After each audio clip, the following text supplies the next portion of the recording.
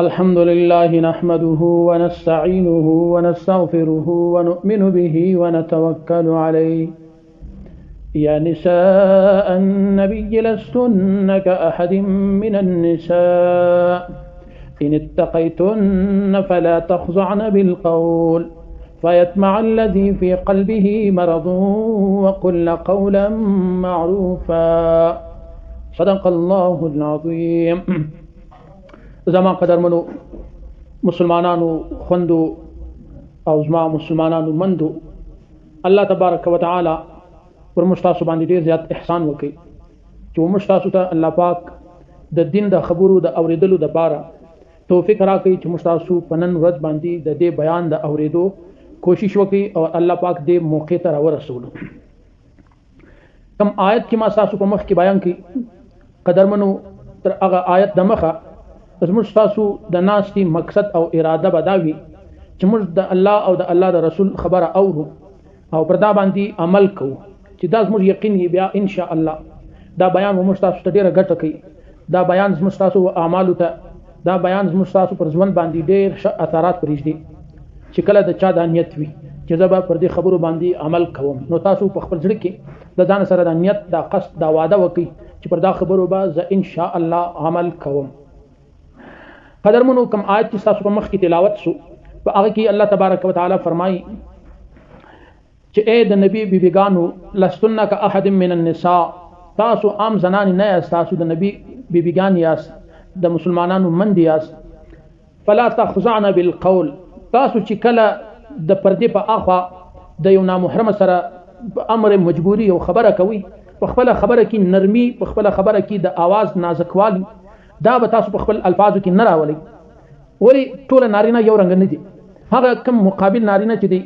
هغه کمزوري انسان ولو، د هغه خیالات بیا د دغه زنانې په باره کې بدلیږي. نو الله پاک فرمایي که چیرې هغه انسان کمزوري او ته په نرمه لهجه ګایېدلې، نو په دې وخت کې دا تا ته هم نقصان کوي، د الله قانون دې هم مات کوي. لہذا ستا معاشرتي او ایمانی ګټه په دا کې ده چې کله تاسو د یو نامحرم سره به امر مجبوري، بغیر مجبوري خو شریعت اجازت نه ورکوي، که د مجبوري او د ضرورت په وخت کې تاسو خبره کوئ، ستاسو لهجه به سخته وي او تیزه به وي. لکه یو انسان چې اول ته په خشم وي،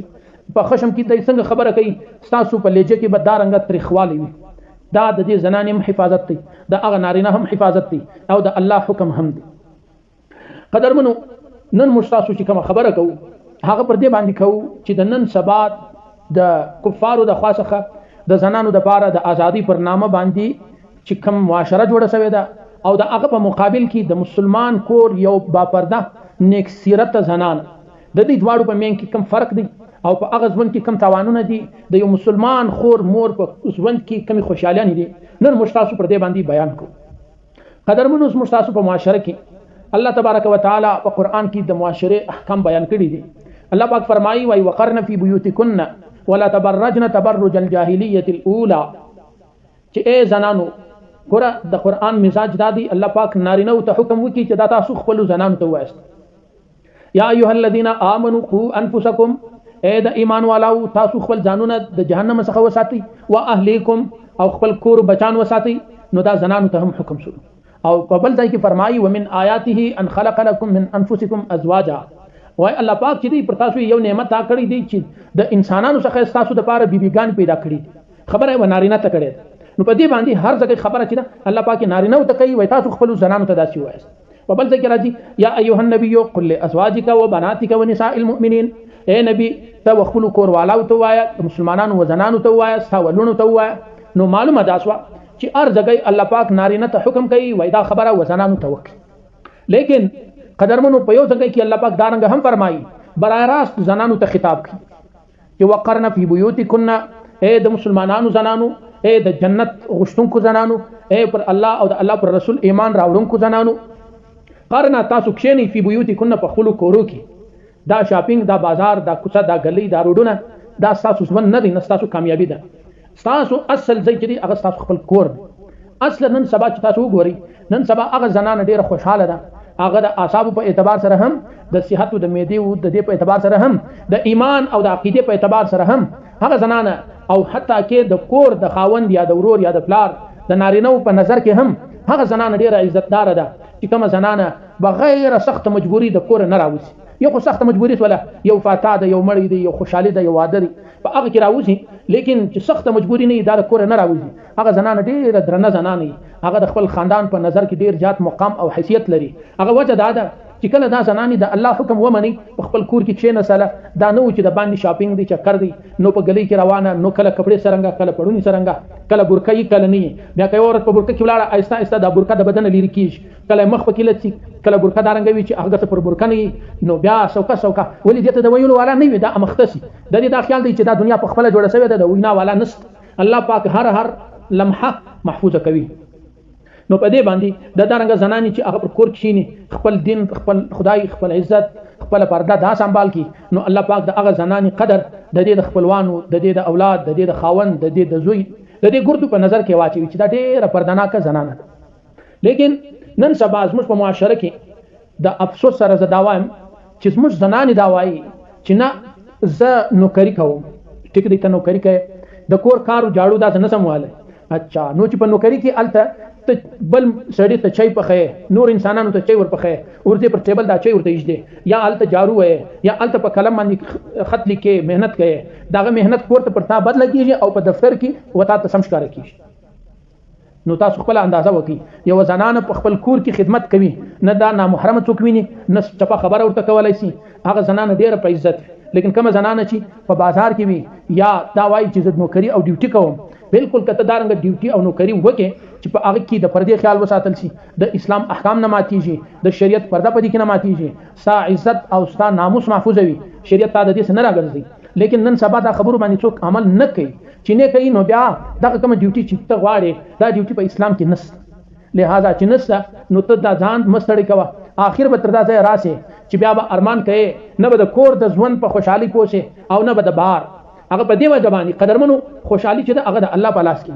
الله پاک وایي پر کور کښېنه، ته پر کور نه کښېنې. نو چې پر کور نه کښېنې، الله پاک بیا تا ته سکون درکوي؟ بالکل یې نه درکوي. تا د الله خبره نه ده منلې، او چې ته ولاړې دفتر له، ته ولاړې نوکري له، ته ولاړې محنت خواري له، نو الله پاک ته د دې لپاره پیدا کړی نه. ولې؟ او په دې باندې چې ستا نان نفقه، ته چې کومه ګوله او پیاله او کپړه استعمالوي، دا پر خاوند باندې یا پر پلار باندې، پر دې باندې خدای پاک فرض کړي او لازم کړي دي. مطلب ته د دې خواري څخه خلاص یې چې ته ځینې خلاصه کړې الله پاک، ته بیا هم د خدای په خبره یقین نه کوې، په خپله ځې منډه او ترنډه کوې، نو بیا به خامخا بېچینه زما خوري. ستا صحت، ستا بدن الله پاک د کور دپاره پیدا کړی دی، د کوچنیانو د تربیت دپاره پیدا کړی دی، د کور د ماحول دپاره پیدا کړی دی، ته د باندې دپاره نه دی پیدا کړی. د پېښور یو ځوان ولو، هغه انټرویو ورکوله، هغه ورځ په بار ملک کې په یو فیکټرۍ کې لګیا وم، په یو کارخانه کې. نو د ما سره انګریزانې نجونې وې، زنانې ولې، هغه هم ول کار کوي، دا هلته لګیا ولې. د ما څخه یې پوښتنه وکړه چې ول ستا خوندې شته؟ ما ورته ویل بالکل زما خوندې شته، زما درې خوندې دي. نو ول ستا خوندې چېرې دي؟ هغه خو دلته نه ښکاره کېږي. ما ورته ویل هغه کار مار نه کوي، هغه کور ته په عزت ناستې دي، په پرده ناستې دي، هغه دارنګه خوراک کوي، دارنګه بېغمه دي لکه د باچا لور دارنګه ده. په هر شي باندې د دې ورور، د دې پلار غمخواره دي، دا بېغمه ناسته ده، ښه د حیا او د عزت پړونه یې پر سر دي، په خپل قسمت باندې، په خپل عزت باندې ډېره چوکیداره ګرځي. بس یو وخت به راشي، بیا به ودې ته مرکه وشي، بیا به د خپل خسر کره ولاړ شي، هلته هم دغه رنګه په عزت باندې، په درناوي باندې، په ډېر احترام باندې د دې خدمت کېږي. نو بیا ول هغه انګریز راته وویل، نو ول دا چې دا خوراک کوي د دې لپاره ګټه څوک کوي که نه کوي؟ د کومه ځای خوراک کوي؟ دا پېښوري ورته وویله، ول زموږ پخوا دا خبره نشته چې هر سړی به په خپله ګټي. دا په یورپ کې، په مغرب کې، په انګریزانو کې، په کفارو کې دا حساب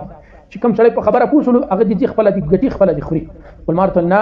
دا زموږ خوندې، دا زموږ مندې، دا د کوره څخه نه وځي. وایي بیا دې له راوړي څوک ګوله او پیاله څوک ورته راوړي؟ ول ما ورته ویل موږ ورونه یې وراوړو، پلار یې وراوړي، که ود سوي وي خاوند یې وراوړي، که ود سوي وي زامن یې وراوړي. نو وایي دې چې ولو دا کم کار چې کوي، یا به کاټن ډکوي، یا به کاټن پې کوي، یا به یو ډکنه او یو بوتل بندوي. ول په دا دوران کې دې سر داسې کښته کوي، بیخي زیات یې وځړل، داسې یې وځړل ظاهریان شوم پر ځان باندې چې ما خو داسې چپه خبره هم نه ده کړې چې دغه انګریزه زاړي. اخر کې چې تر یو وخته پورې هغه سلګۍ دا ودرېدلې، نو بیا ما ورته وویله ته ما څه ولې، ما چپه خبره وکړه، زما یو خبره پر تا بده ولګېده چې تا وځړل، دومره ډېر دې وځړل. ول دې راته وویله، ول کاش چې ما هم دارنګه ورونه درلودی لکه ستا خوند،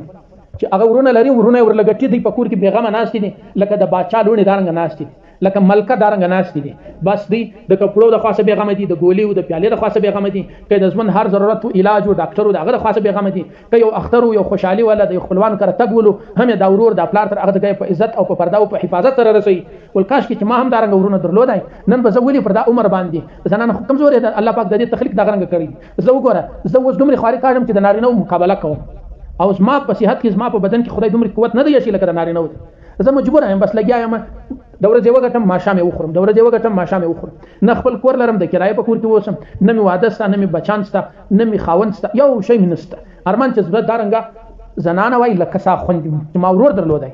نو خو ارمان دا دی چې مسلمانان زنانې مسلمانان انجونې هغه د کفارو په لار باندې روان دي او کفار چې کوم انجونې او زنانې دي هغه د مسلمانانو زنانو په ځوان پسې ارمان کوي ډیره د افسوس خبره ده قدرمن یو څو عمر مخکې پاکستان ته د کفار ملکو څخه د مغرب سره یورپ څخه یو تبلیغي جماعت راغلی په هغه تبلیغي جماعت کې زنانې هم ولې نارینه هم وو نو هغه چې رالو په پاکستان کې یو یونیورسيټي لورلو یو کالج لورلو چې الته یو وخت د دې حالات وکړ وې زړل حالانکه نو چې یو مسلمان خپل مسلمان ورور وویني باید چې خوشاله شي لیکن دا تبلیغ والا چې وې زړل چې وې زړل دا هغه زړه څخه ورسته شنه جن وکړه هغه کالج والا چې کوم ټیچر دی کوم د دې مشر استاد یو هغه ورته ویل ته ولې زاړې دلته رالې باید چې مسلمانانو په ملاقات خوشاله لیکن ته دلته زاړې هغه ورته ویل ما پر دې نه دي زړلې چې ما د څنګه خلکو سره ملاقات وشو ما زړلې پر دا باندې دي قدرمنو چې موږ د دې توري تیارې څخه د دې سمخ کفار بیا اسلام راوړی په تبلیغ کې راوتلی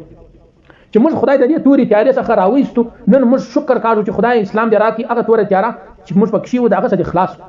دغه د مسلمانانو الکوان او انجونی چې دغه په کالج او په یونیورسيټي په دې کې وینم دغه چې مخامخ ناس دي دغه حالت لدی په خپل ځان ورسي موږ د دې څخه ځان خلاص کړي دا په کوم عذاب اخته دي مسلمان خو باید شکر وکړي چې خدای ماته دین او اسلام او پرده او عزت او حیا را کړی